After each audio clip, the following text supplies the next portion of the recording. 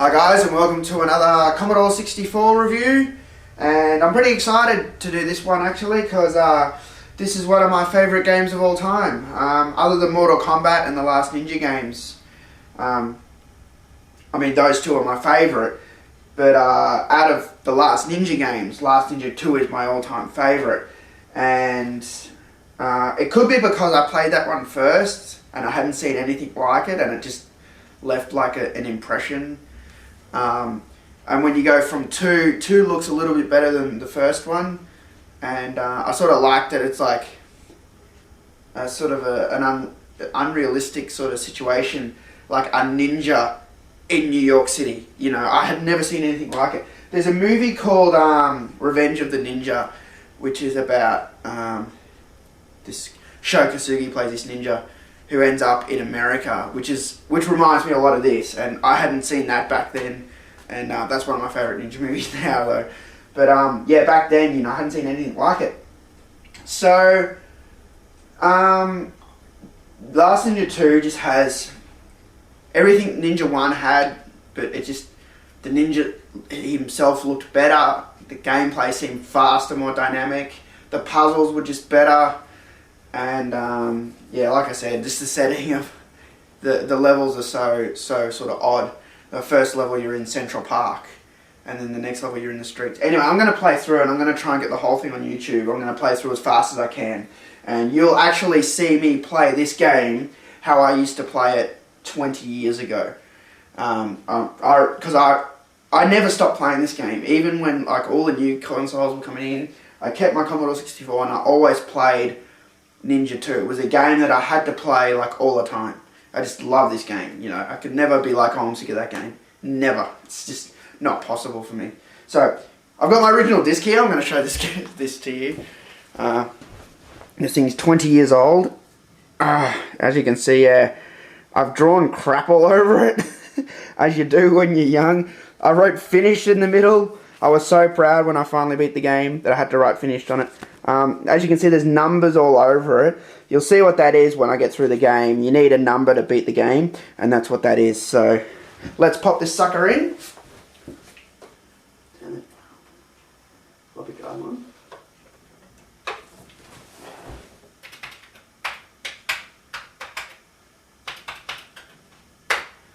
While that loads, whoops.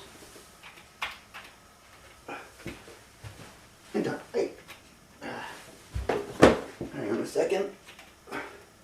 There we go. Okay. While that's loading, I'll show you guys the box. Now, this is it here. The Australian box. Last Ninja 2. And you got the eyes in the middle, just showing outright anger and revenge. That's what this game is about. Back with a vengeance. And you see New York there, and you can even see the Trade Center here. And this picture was, this left such an impression with me that out of all the places I could have gone in the world, I wanted to go to the Trade Center the most. And unfortunately, I never got there before it was destroyed. So that's something that is something I won't ever get to experience. The other place I wanted to go to was Central Park, obviously, because it's in the game. So one day I'm hoping to get there. My parents have been there, so they've told me about it. On the back here, it has a story, and then it had a sticker here over this box. And I remember, see, this game was a present to me. When I was young, I was really sick for like a few weeks, and me and my sister used to fight a lot. But she got me this game as a present when I was sick. And I remember just lying in bed, and I couldn't get out of bed, I couldn't play it, but just examining the box, you know. And I remember the sticker, I wondered why there was a sticker over this, and I peeled it back on my original box, which I don't have anymore, and it said includes mask and shuriken, and I was like, what's all this stuff? You know, because this just says includes map and handbook. I'm like, I want the ninja mask and the shuriken, you know. So like, ever since I was a kid, like, that was always in the back of my mind. And then one day I decided to get this again off eBay because I didn't have the box. I had my original disc and manual, but my dad made me chuck the box when I was younger, so I was pissed about that. But now, yeah, so I bought this to get the box again, and I ended up buying a few of them because I got them real cheap. And then one day, this limited edition one appeared on eBay, and I was like, oh my god, that has to be it. As you can see, it says down there, limited edition.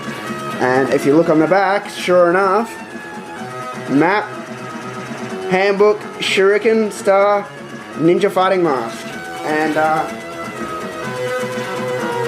show you those now. So the mask is just like a black hood, which is pretty cool. I actually wore that in one of my Mortal Kombat reviews as a joke in the Special Forces one when I had to be Scorpion. Because, you know, I can't make costumes. I actually have that costume already. Just didn't have a mask for it.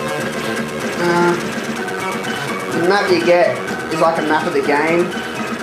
Like of the locations. You got like the park here, the street. You got the sewer cross section here. The basement, which is also called the Opium Factory here, the office, and then the mansion here. So yeah, that was like an overview map of the game, the locations, which really didn't have much purpose. But yeah, and that's the Shuriken Star. That's it there. It's pretty sweet. If I'm catching the light with it, you can see there's little Chinese or Japanese symbols on each point there, and it's like a dragon in the middle. It's a very cool little thing. It's only rubber, but yeah, awesome. I was so wrapped when I got that. Right. So that's that done. Now I'm going to show you guys the game. Now, the first thing you'll notice when you load up this game is you get these loading screens, which is like very unbelievably uncommon for Commodore 64 games to have like an intro screen with graphics that good, and then like a 3-minute musical tune just synthesized by the SID chip, you know. And the guy that does this music's name's Mac Gray, and I'm a big Mac Gray fan. He was my favourite Commodore 64 musician. I just reckon he did the best music, you know, all that, you know, he does all that like cool like 80s stuff, and it's just, I just love this game. So yeah, yeah, yes. First time I saw this, I was like, what the fuck is it? It's like a ninja, and the Statue of Liberty, and like buildings and Central Park. I was like, it's just such an unlikely sort of thing, you know? That's why I love this game. So anyway, I'm going to go into it now. Enough talking, let's play. While it loads. I played this last night and did a playthrough, and I managed to beat the whole game. I lost 1 life, but all my skills were intact, you know. I did beat the first level without using a life, which can be pretty hard, and all the other levels. So I was actually pretty surprised that I still got it. Where I died was I just slipped off on the mansion. As you'll see, you drop down, and I slipped off a pole and fell. I was like, damn, my flawless record ruined. But yeah, back in the day, I could easily beat the game and never lose a life, you know. Yeah. So now that the camera's running, I'll probably die all the time. You know what it's like. You do your practice run, perfect. You do the actual run, and you suck. We'll see. We'll see how I go. They made a remix for this game called Ninja Remix, which I don't like as much. I believe these graphics are more crisper and just more, they got more attitude, whereas the Ninja Remix graphics, if I showed you the picture of the ninja, he sort of looks surprised or something. The face just doesn't, I don't know, I just don't like the graphic. Like, it's like cool and not cool. It's really hard to explain. Like, going from that just looks like cool. Just totally awesome. There's nothing you could top that ninja face. It's just he's a ninja. But the other one, you're like, you know, yeah. Anyway, let's check out Central Park for the first level.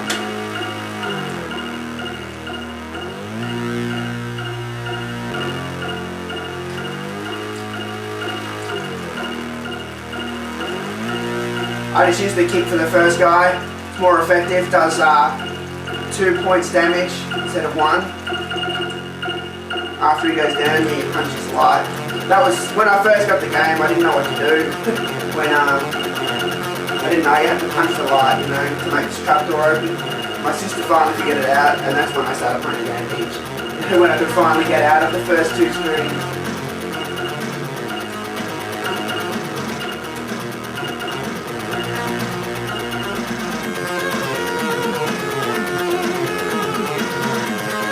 Oops, I stuck that up really early.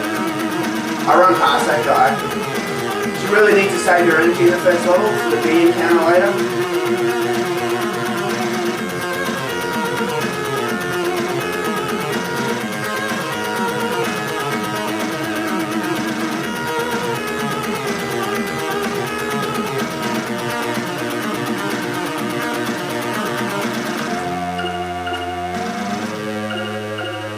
Grab the map there, which makes all the items in the game flash, a very important item. Now watch this, you're going to freak out at this trick. You get the star, and instead of turning around and going back the way you're going, you just jump off here. And for some reason, it makes you go back that way. So, I knew all the tricks in this game. There's another one on that screen where you can run up the wall. And come out here. I like climbing down the bridge to get to the door.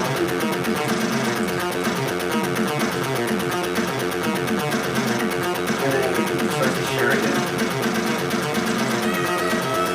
Normally I can get them stuck on the edge there.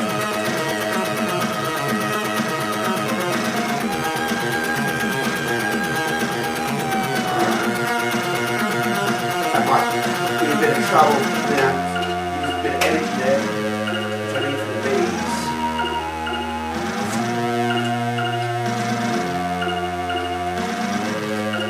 Oh, see, I knew it. As soon as the camera runs, everything goes wrong. Can't even throw a shuriken. There we go.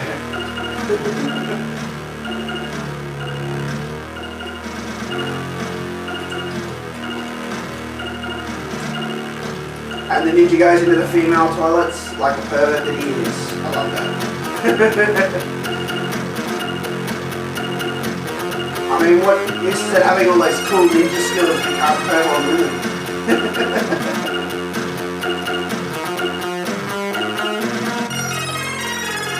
Hamburger gives you an extra life. There's usually one in every level. And a lot of you are probably going, why are you being so cheap and using the shuriken instead of fighting people? Like I've been saying, you need to save your energy for the end of this level. You encounter all these bees, as you'll see soon. So this is the strategy I developed to beat the first level without losing a life. Back in the time.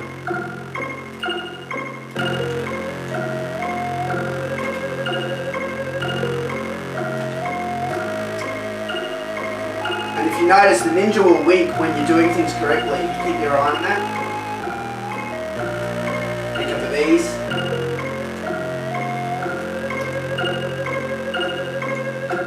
And I make it. I just made it. Cool. And bit of trivia. The first time I got this game, I jumped off the end of the park and I died for some reason. And I was stuck in the game. I didn't think that's where you had to go. And then one day I finally tried it again, like 6 months later, you know, and finally beat the first level. So I was stuck for 6 months because the first time I jumped off the end of that path, I died. And I didn't think that was the way you had to go. It sort of sucks. Oh no! I don't think I can get off. Yeah, damn it. I'm gonna have to die. Yep. Oh. I knew I'd stuff up when the camera was running. I knew it! There we go. You just can't win. I've got the joystick on the floor here, so it's a bit sort of, I don't know. I used to have the joystick a bit higher up. So yeah, the first time I beat that level, I freaked out. Like I said, I was stuck for months because of the first time I tried to do it. Yeah, I stuffed up. Yeah, when I finally got out into the street, I was just like, oh man, the street, that's cool. Ninja in the street. And there's sort of like a backstory with